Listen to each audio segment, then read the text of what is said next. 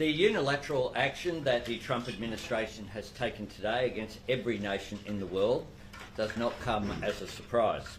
For Australia, these tariffs are not unexpected, but let me be clear, they are totally unwarranted. President Trump referred to reciprocal tariffs. A reciprocal tariff would be 0, not 10%. The administration's tariffs have no basis in logic, and they go against the basis of our two nations' partnership. This is not the act of a friend. Today's decision will add to uncertainty in the global economy, and it will push up costs for American households. It is the American people who will pay the biggest price for these unjustified tariffs. This is why our government will not be seeking to impose reciprocal tariffs. We will not join a race to the bottom that leads to higher prices and slower growth. We will stand up for Australia. We will continue to make the strongest case for these unjustified tariffs to be removed from our exporters. Our existing free trade agreement with the United States contains dispute resolution mechanisms. We want to resolve this issue without resorting to using these, as we do support continued constructive engagement with our friends in the United States.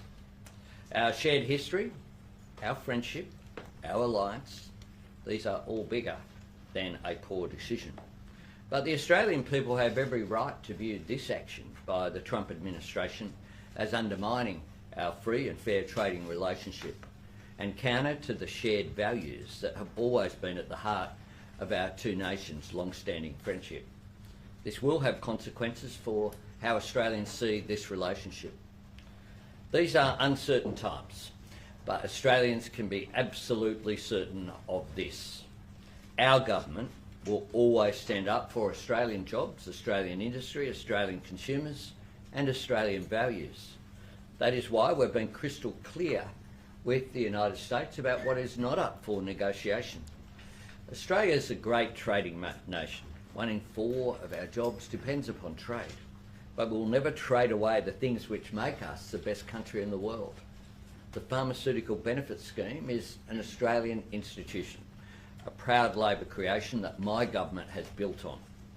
The investments we're making in the PBS mean that life-saving and life-changing medicines, which would otherwise cost people thousands of dollars, will be no more than $25 a script.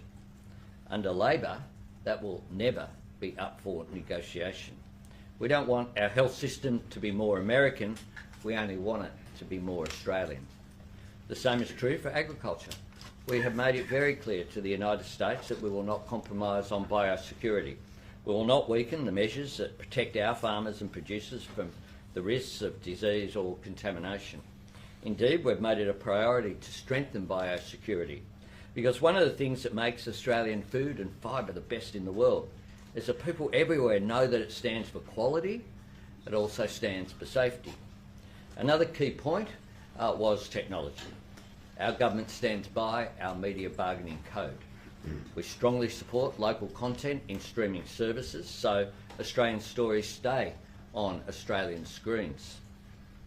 And we have no intention of repealing the world-leading legislation that we passed with overwhelming support that set the minimum age for social media at 16.